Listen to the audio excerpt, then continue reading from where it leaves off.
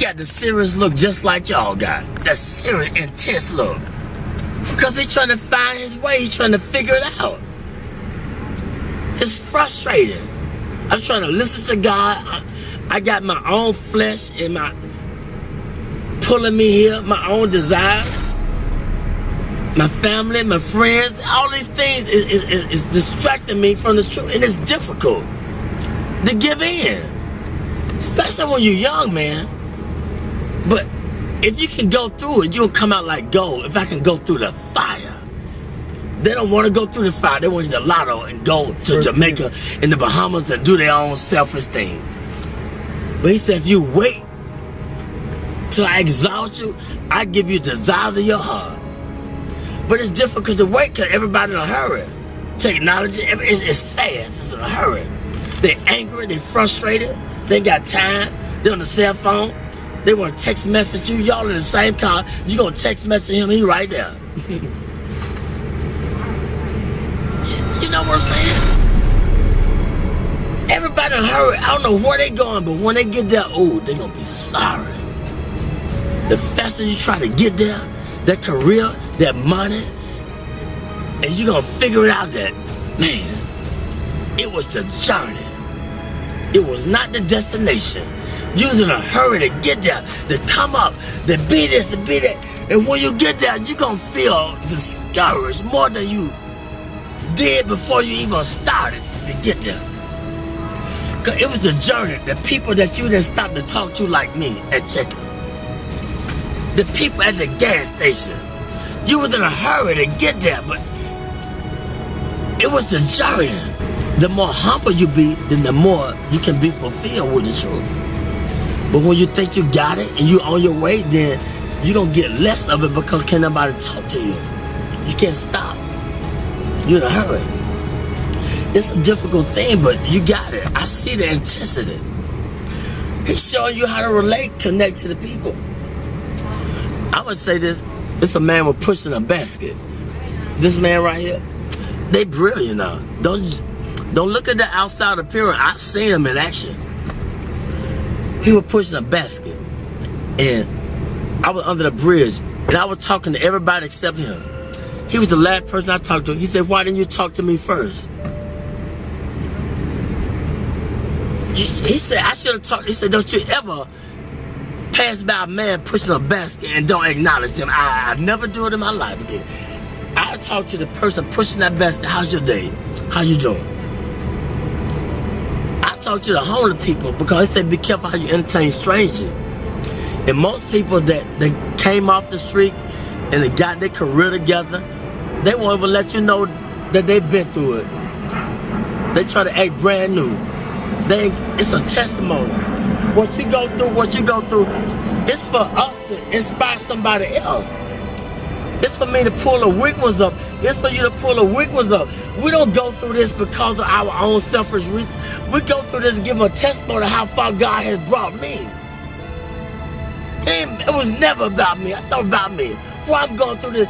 He said, back up, man. Who you gonna inspire? Who you gonna tell somebody about the glory, the grace of God if you don't go through it? Get out of yourself. And once I step back, I be seeing the deep things of God. And so I don't play with him.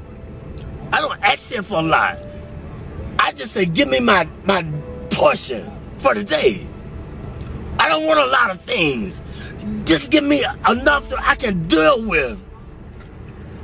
He said, I give you, but fulfill your bond greater than you can ever ask. I know what you desire. I know what you need. But Lord, give me my portion where I can be grateful. Where I can be thankful. They unthankful. They unholy. They ungrateful. They got a job. They don't want the job. They got 40 hours. You can't work on Saturdays. You can't work on Sundays. Now you got 3 days. They always complaining and griping and murmuring. Stop it. He said be grateful with the little things. And wait, and I put you there. But he gonna put us in a place where they appreciate me in the job. Don't nobody take time to let them know why they doing things they doing. And that's the whole purpose of life. Let them know what they doing wrong if you see it. I always knew I was doing wrong. What about when they showed me long suffering? What about when they forgave me, but I can't forgive him? He made a promise. I made a promise. I didn't fulfill it. They didn't go off on me. Well, I got to go off on him because he didn't fulfill his commitment. That's wrong. You got to teach. They don't know. The only God they know is through you, through your experience. They don't know about church because you can't go to church because it's a business. And all the church people, it's a clique, it's a club. And they done forgot about God, it's a business. Look here, it's just the world. Ain't nobody being bold and talking about God because don't pray in school, take the prayer out of school, all these things, it's the world.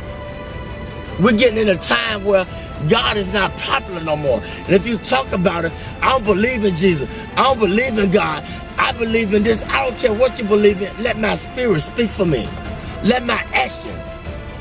But it was a time when I was just a hearer and not a doer. But it got to balance out. You got to go through the fire in order to be a doer too.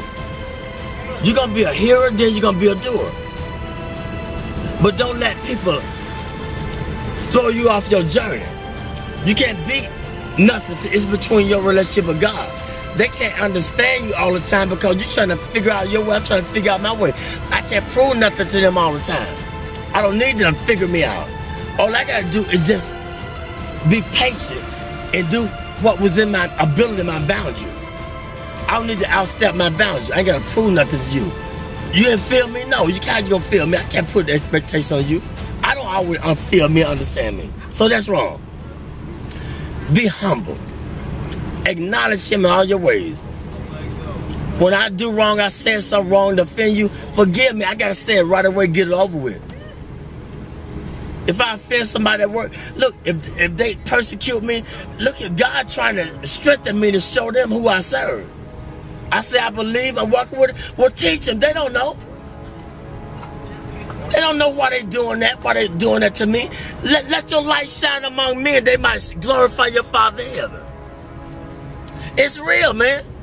I experience it all the time, 24/7. But I asked for it. I wanted to be a preacher when I was 6, but I didn't know the price I had to pay.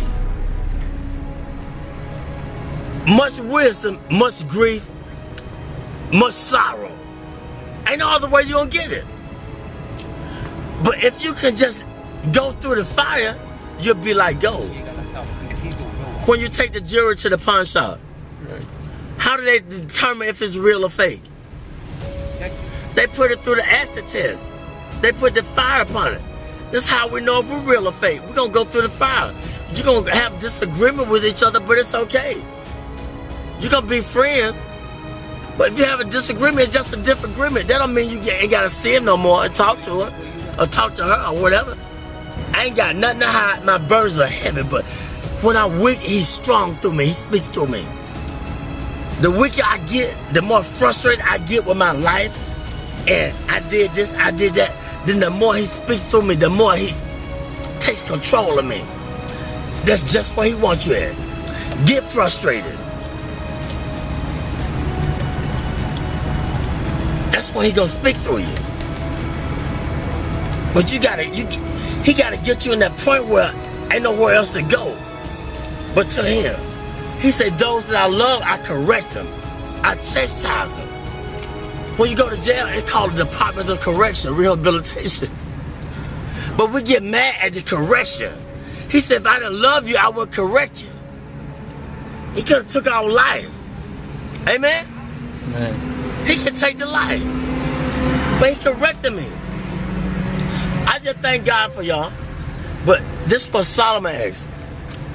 Solomon was the wisest man that lived. He had everything that man could desire. But one thing God said, leave the foreign women alone.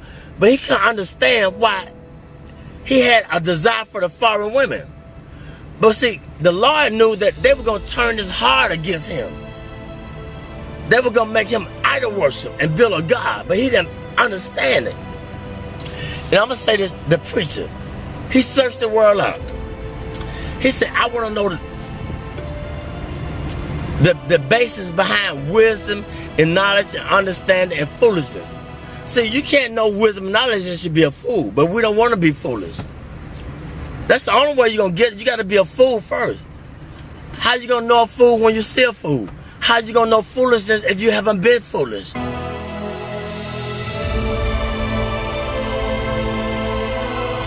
See, you can't know wisdom and knowledge and should be a fool, but we don't want to be foolish. That's the only way you're going to get it. You got to be a fool first. How you going to know a fool when you see a fool? How you going to know foolishness if you haven't been foolish? Foolishness, it comes with, it's painful. Because we think we all of that. We got a lot of abilities. We can create. We can be inventors, but we're limited. If I understand that I'm limited, then that's when God takes control and gives me the wisdom that I desire. Humility. Be humble. If you don't understand your purpose, ask God. But ask Him in sincerity. What's my purpose, God? Did you ever ask that question? What's my purpose? Why I'm here? What am I meant to do?